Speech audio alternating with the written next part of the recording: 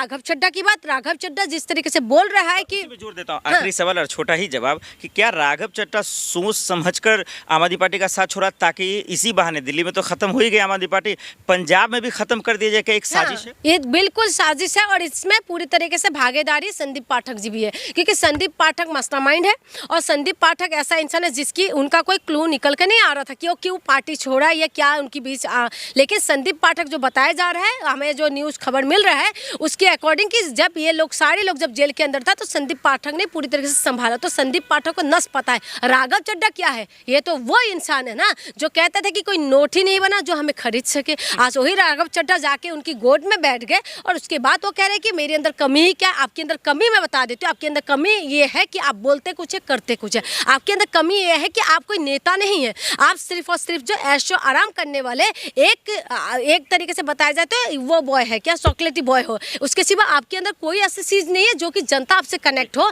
तो इसीलिए मैं कह रही हूँ अगर पंजाब सरकार गिर भी जाए ना तो ये कोई बड़ी बात नहीं है। सबसे बड़ा योगदान इस देश में विनाश जो कर रहे हैं ना, सबसे बड़ा योगदान मीडिया का है। और उसके साथ साथ अगर जनता को ये बात समझ में नहीं आएगा तो कल को जनता के साथ जो रोजगार नहीं मिल रहा है, जो मजदूर मार खा रहे हैं, जो मजदूर परेशान हो रहे हैं, महिला के साथ बलात्कार हो रहे हैं, तमाम तरीके से जो चीज़ें अभी बंगाल से भी निकल के आ रहे हैं, आपने देखा होगा पुतला बना के किस तरीके से मार रहे हैं महिला की फोटो। तो ये चीज़ें गलत है और ये सारी चीज़ें जो हो रहा है ना, तो मुझे लगता है कि हम जनता इस चीज़ों को डिजर्व करते हैं और इसीलिए हो रहा है। जिस प्रकार से मशीनरी का, सरकारी मशीनरी का दुरुपयोग हो रहा है, ये आज आप सबके सामने आना बहुत जरूरी था। मैं अंत में बस इतना ही कहना चाहूंगा कि आम आदमी पार्टी के पास एक राज्य में सरकार है और एक राज्य की पुलिस है। भारतीय जनता पार्टी के पास 21 राज्यों में सरकार है, 21 राज्यों की पुलिस है।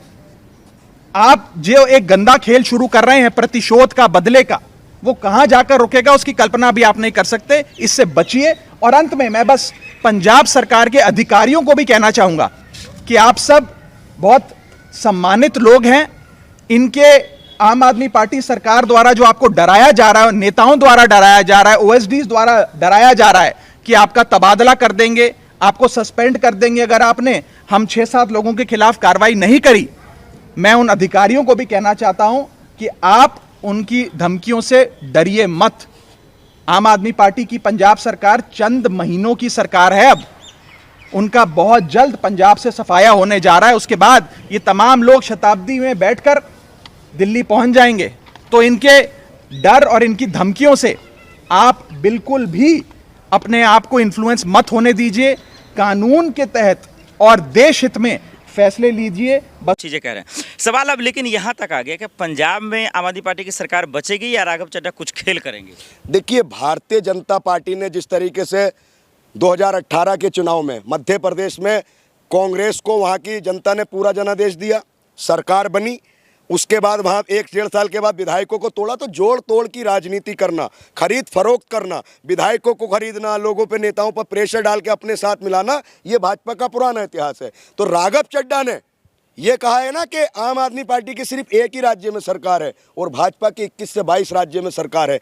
तो देखिए, राघव चड्ढा अभी कुछ दिन पहले तक बड़ी ईमानदारी की पिपरी बजाते थे, भाजपा को कहते थे चोर हैं, गुंडों की पार्टी है, कोई ऐसा नहीं जो मुझे खरीद सके, बीजेपी में सारे भ्रष्टाचारी वॉशिंग मशीन में धुल जाते। अब राघव चड्ढा कहाँ गए वे? कहाँ गए आपके वो संस्कार जो रात दिन भाजपा को पानी पी पी के कोसते थे और ये कहते थे कि भाजपा गुंडों की पार्टी है? अब ये बताइए, राघव चड्ढा ऐसी कौन सी वॉशिंग मशीन में धुले हैं कि गुंडों के साथ जाकर बैठ? ये मैं नहीं कह रहा गुंडा, ये राघव चड्ढा के स्वयं बयान है, उन्होंने गुंडा कहा। तो वो गुंडागर्दी किस तरीके से उनका मीडिया में स्टेटमेंट देखा कि 21 राज्यों में सरकार है, इसका अंजाम अच्छा नहीं होगा। तो राघव चड्ढा ऑन कैमरा पंजाब के मुख्यमंत्री भगवत मान और आम आदमी पार्टी और देश की जनता को ललकार रहे हैं।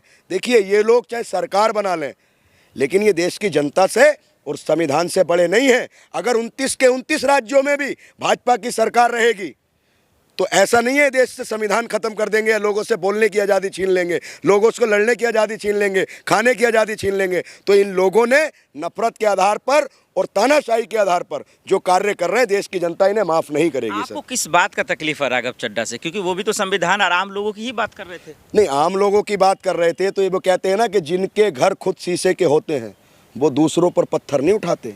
दूसरे को बुरा कहने से पहले अपने गिरेबान में झांक कर देखना चाहिए। आज से कुछ दिन पहले बीजेपी बहुत बुरी पार्टी थी, बीजेपी बलात्कारियों की पार्टी थी, बीजेपी कम्युनल दंगे कराती थी, बीजेपी झूठों की पार्टी थी, बीजेपी मक्कारों की पार्टी थी। ये हम नहीं कह रहे सर, ये राघव चड्ढा खुद कहते थे। आज राघव चड्ढा उस पार्टी में जाकर बैठे हैं तो सिर्फ और सिर्फ सत्ता का लालच है। जब राघव चड्ढा उस अरविंद केजरीवाल का नहीं हो सके जिन्होंने उन्हें स्पोक पर्सन बनाया, उसके बाद विधायक बनाया, मिनिस्टर बनाया, लोकसभा का टिकट दिया, उसके बाद नंबर 2 की हैसियत दी, उसके बाद राज्यसभा की सीट दी। जब वो अरविंद केजरीवाल को और तमाम देश की जनता को धोखा दे सकते हैं तो ऐसे नेताओं पर एतबार करना गलत है। इस 2026 में अगर कहीं भी निकम्मेपन का, दोगलेपन का, झूठ का कोई सबसे बड़ा नाम आएगा तो वो नाम मात्र राघव चड्ढा का इतिहास में लिखा उस पर जाएगा। यकीन नहीं है, एतबार नहीं है, विश्वास नहीं है, लेकिन लोग कह रहे हैं कि भाई पंजाब का सीएम बनने जा रहा है राघव चड्ढा। अरे सर, सीएम बनने जा रहा है। एक बार बताइए, जनादेश की चोरी, पंजाब में जनादेश किसको दिया? वहाँ की जनता ने आम आदमी पार्टी को दिया। अब आप जनादेश की चोरी कर कर, खरीद फरोख्त कर कर, जोड़ तोड़ कर कर अगर आप सरकार बना लेंगे तो आपने जनादेश जनता ने आपको नहीं दिया। आप जोड़ तोड़ करके, बेईमानी करके, लोगों को डरा धमका के वो आप सत्ता हासिल करेंगे। लेकिन पंजाब की जनता ने जो जनादेश दिया था वो आम आदमी पार्टी को दिया था। चलिए आखिर में क्या कहेंगे? पश्चिम बंगाल आप देख रहे हैं, असम आप देख रहे हैं, 5 राज्यों का नतीजा आपने देखा, राघव चड्ढा का बीच में आपने जो वो तमाशा भी देखा, दंगा भी देख रहे हैं। क्या मैसेज है आपका, क्या पैगाम है? सर देखिए, जिस तरीके से बंगाल में जो शांति थी, लोग अपना बढ़िया तरीके से कारोबार कर रहे थे, प्यार मोहब्बत से रह रहे थे, सभी धर्म जाति के लोग मिलजुल कर रह रहे थे, गंगा जमनी तहजीब थी। लेकिन भाजपा की सरकार अभी बनी नहीं है। सिर्फ एक पोल आया है, रिजल्ट आया है, रिजल्ट भाजपा के पक्ष में है, बम्पर वोटिंग हुई है, भाजपा को ढेर सारी शुभकामनाएं। लेकिन जिस तरीके से आपने देखा, कितनी सारी वीडियो आ रही हैं, तोड़ फोड़ की जा रही है, टीएमसी के कार्यालयों को तोड़ा जा रहा है, मुसलमानों के खिलाफ नारेबाजी की जा रही है और तमाम धार्मिक नारे लगाए जा रहे हैं। तो ये सब देखने का ये विषय है, क्या इस पर कंट्रोल हो पाएगा या नहीं पाएगा। हम देश के न्यायालय से ये मांग करते हैं, सुप्रीम कोर्ट से मांग करते हैं कि बंगाल में जो भी ये हो रहा है, इस पूरे प्रकरण को संज्ञान में लेकर उचित से उचित कार्रवाई की जाए।